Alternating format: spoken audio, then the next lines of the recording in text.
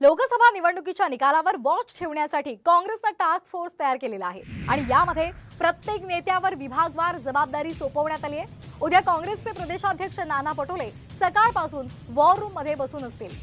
आताची महत्त्वाची बातमी आपण पाहतोय। लोकसभा निवडणुकीच्या निकालावर वॉच ठेवण्यासाठी काँग्रेसने टास्क फोर्स तयार केलेला आहे आणि यामध्ये प्रत्येक नेत्यावर विभागवार जबाबदारी सोपवण्यात आली आहे। पाहुयात ग्राफिक्सच्या माध्यमातून। पश्चिम महाराष्ट्रासाठी पृथ्वीराज चव्हाण, उत्तर महाराष्ट्रासाठी बाळासाहेब थोरात,